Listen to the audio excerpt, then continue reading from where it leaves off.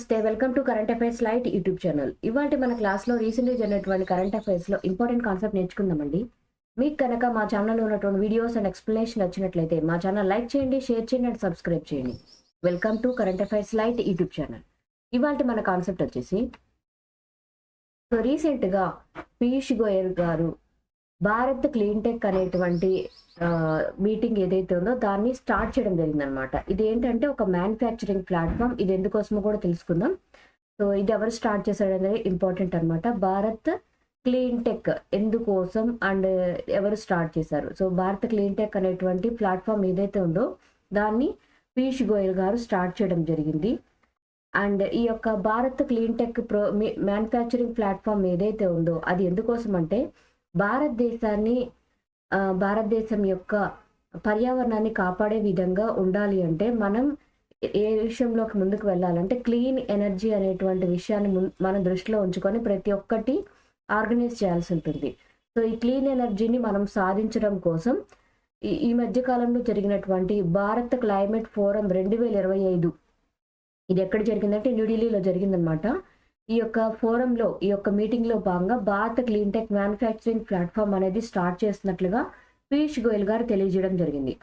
And ఈ యొక్క platform ద్వారా ఏం చేస్తున్నారు అంటే మన దేశంలో ఉన్నటువంటి క్లీన్ టెక్నాలజీ అంటే క్లీన్ ఎనర్జీని అందించేటువంటి టెక్నాలజీ రంగాలు ఏవైతే ఉన్నాయో వాటన్నిటినీ కూడా బలోపేతం చేయడమే దీని యొక్క ముఖ్య ఉద్దేశం అన్నమాట. ఎటువంటివి క్లీన్ ఎనర్జీ అంటే పర్యావరణాన్ని కలుషితం చేయకుండా ఉండేటువంటి solar energy, wind energy, green hydrogen fuel and battery storage sectors ఏవైతే ఉన్నాయో వీటన్నిటి పరంగా కూడా క్లీన్ టెక్ ప్లాట్ఫామ్ అనేది స్టార్ట్ చేస్తున్నట్టుగా గవర్నమెంట్ తెలియజేయడం జరిగింది. అండ్ ఇది కూడా ఎందుకోసం అంటే మన దేశంలో sustainable development goals nothing but సుస్థిర అభివృద్ధి లక్ష్యాలు అంటాం. ఈ సుస్థిర అభివృద్ధి లక్ష్యాలు సాధించే క్రమంలో భారతదేశం చాలా వేగంగా ముందుకెళ్తూ ఉన్న క్రమంలో మనం ఏదైతే టెక్నాలజీని వినియోగిస్తూ ఉన్నామో దాని ద్వారా మనం ఆర్థికంగా ముందుకు వెళ్ళడానికి చేస్తూ ఉన్న ప్రయత్నాలన్నింటిలో కూడా మన ఆర్థికాభివృద్ధి లక్ష్యాలు సాధించాలి. దాంతోపాటు పర్యావరణాన్ని కాపాడే విధంగా క్లీన్ ఎనర్జీ వైపు మళ్ళడం కూడా ముఖ్యమే అని చెప్పి ఈ యొక్క Bharat clean tech manufacturing platform అనేది స్టార్ట్ చేయడం జరిగింది. అండ్ దీనిలో ఆయన ఇంకా చెప్పిన ముఖ్యమైన ఉద్దేశం ఏంటంటే భారతదేశం తనంతట తానుగా ఆర్థికాభివృద్ధి లక్ష్యాలన్నింటినీ సాధిస్తున్న క్రమంలో క్లీన్ ఎనర్జీ సెక్టార్ని కూడా ముందుకు తీసుకుని వెళ్ళడం చాలా ఉపయోగం, చాలా ఇంపార్టెంట్ అని తెలియజేయడం జరిగింది. పిఎం మోడీ గారు రీసెంట్గా సోనామార్గ్ టన్నల్ని స్టార్ట్ చేయడం జరిగింది. ఇది చాలా ఇంపార్టెంట్ అనమాట. సోనామార్గ్ టన్నల్ ఎందుకోసం అని ఎక్కడ ఉంది అనేటువంటిది మనకి ఎగ్జామ్ పాయింట్ ఆఫ్ వ్యూలో ప్రిలిమ్స్ లాంటి ఎగ్జామ్స్లో అడిగేటువంటి ఛాన్స్ ఉంది. సో పిఎం మోడీ గారు అయితే సోనామార్గ్ని స్టార్ట్ చేయడం జరిగింది. ఇది ఎక్కడ ఉందంటే జమ్మూ కాశ్మీర్లో ఉందన్నమాట. ఈ జమ్మూ కాశ్మీర్లో ఉన్నటువంటి సోనామార్గ్ ప్రాంతంలో సోనామార్గ్ టన్నల్ అనేది ఏర్పాటు చేయడం జరిగింది.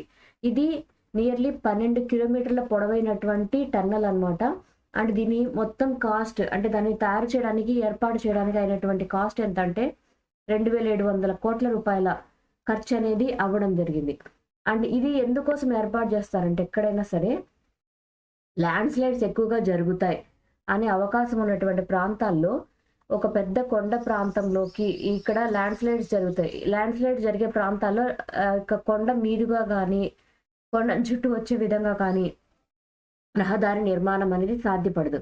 అలాంటి ఏరియాస్లో కొండని మధ్యలో భాగంలో కొంచెం తొలిచి వేస్తూ ఏర్పాటు చేసేటువంటి టన్నల్స్ ఏవైతే ఉంటాయో అవి ఉపయోగకరంగా ఉంటాయన్నమాట. సో ఇక్కడ తీసుకున్నటువంటి జమ్మూ కాశ్మీర్ ప్రాంతం ఏదైతే ఉందో అక్కడ ల్యాండ్ స్లైడ్స్ జరిగేటువంటి ఛాన్స్ ఎక్కువగా ఉంది కాబట్టి ఇలా ఒక బైపాస్ మార్గాన్ని ఏర్పాటు చేస్తున్నారు అనమాట. ఎందుకోసం ఈ జమ్మూ కాశ్మీర్లో ఇటువంటి రోడ్డు మార్గాన్ని ఏర్పాటు చేస్తున్నారంటే అక్కడ ఉన్నటువంటి వింటర్ టూరిజంని బెటర్గా మార్చడం కోసం అండ్ దాంతోపాటు అక్కడ ఉన్న ప్రజలకి రవాణా అవకాశాలను మెరుగుపరచడం కోసం అండ్ దాంతోపాటు ఈ సోనామార్గ్ ప్రాంతం ఏదైతే ఉందో ఆ ప్రాంతం అభివృద్ధి చెందాలి అంటే ఆ ప్రాంతాన్ని ఏదో ఒక విధంగా అభివృద్ధిలోకి తీసుకొని రావాలి. సో ఇక్కడ ఏంటంటే టూరిజం సెక్టార్ని దృష్టిలో ఉంచుకొని ఆ ప్రాంతాన్ని అడ్వెంచర్ స్పోర్ట్స్కి వేదికగా ఉండే విధంగా ఇలా ఒక టన్నల్ అనేది ఏర్పాటు చేసినట్లుగా తెలియజేయడం జరిగింది. అండ్ ఇక్కడ ఆల్రెడీ ఉన్నటువంటి జోజిలా టన్నల్ ఏదైతే ఉందో దాంతో కనెక్టివిటీ అనేది ఈ సోన్మార్గ్ టన్నల్కి తీసుకొని రావడం జరిగింది NH1లో భాగంగా. అండ్ ఇలా చేయడం వల్ల ఏంటంటే అక్కడ స్థానికంగా ఉన్న ప్రజలు ఎవరైతే ఉంటారో వాళ్ళకి ట్రావెల్ టైం అనేది తగ్గిపోతుంది. అండ్ దాంతోపాటు అక్కడ ప్రజలు ఎవరైతే ఉన్నారో వాళ్ళు వాళ్ళ రవాణా మార్గాలు మెరుగుపరచుకోవడంతో పాటు వాళ్ళ అభివృద్ధికి కూడా ఇది చాలా ఉపయోగపడుతుంది అనమాట. ఏ విధంగా అంటే వాళ్ళ సరుకుల్ని రవాణా చేసుకోవడానికి కూడా ఈ యొక్క మార్గాలు అనేవి జోజిలా టన్నల్ కావచ్చు, సోనమార్గ్ టన్నల్ కావచ్చు, ఇవి వాళ్ళ యొక్క రవాణా మార్గాలకు ఎక్కువగా ఉపయోగపడినప్పుడు వాళ్ళకి బెటర్గా ఆపర్చునిటీ అనేది ఉంటుందన్నమాట. సో వాళ్ళకి ఆర్థిక అభివృద్ధి అనేది సాధ్యపడుతుందని తెలియజేయడం జరిగింది. సో సోనమార్గ్ టన్నల్ ఎక్కడ ఉంది అంటే జమ్మూ కాశ్మీర్ ప్రాంతంలో దీన్ని ఏర్పాటు చేయడం జరిగింది. సో ఇక్కడ జమ్మూ ప్రాంతంలోనే ఒక మెట్రలాజికల్ సెంటర్ అనేది ఏర్పాటు చేసినట్లుగా డాక్టర్ జితేంద్ర సింగ్ గారు తెలియజేయడం జరిగింది. ఈయన మన దేశం యొక్క సైన్స్ అండ్ టెక్నాలజీ విభాగానికి సంబంధించినటువంటి ఎర్త్ సైన్సెస్కి సంబంధించినటువంటి మినిస్టర్ అనమాట. సో కేంద్ర ఎర్త్ సైన్సెస్ విభాగానికి సంబంధించినటువంటి మినిస్టరే జితేంద్ర సింగ్ గారు. సో ఆయన మెట్రలాజికల్ సెంటర్ అనేది ఏర్పాటు చేసినట్లుగా తెలియజేయడం జరిగింది. ఎక్కడంటే జమ్మూ కాశ్మీర్ ప్రాంతంలో. సో ఇక్కడ ప్రాంతంలో జమ్మూ ప్రాంతంలో ఏర్పాటు చేసినటువంటి మెట్రలాజికల్ సెంటర్ ఏదైతే ఉందో దాని ద్వారా ఉపయోగం ఏంటంటే ఆ ప్రాంతంలో వెదర్ సర్వీసెస్ అనేవి అంటే వాతావరణ హెచ్చరికలు అనేవి అందరికీ అందుబాటులో ఉండే విధంగా ఎప్పటికప్పుడు అందించడానికి వీలు కలుగుతుంది. దీనికోసం ఒక 2 ఇన్స్టిట్యూట్స్ యొక్క మెమరాండమ్ ఆఫ్ అండర్స్టాండింగ్ అనేది తీసుకొని రావడం జరిగింది. జమ్మూ యూనివర్సిటీ యొక్క సహకారం అనేది తీసుకున్నారు.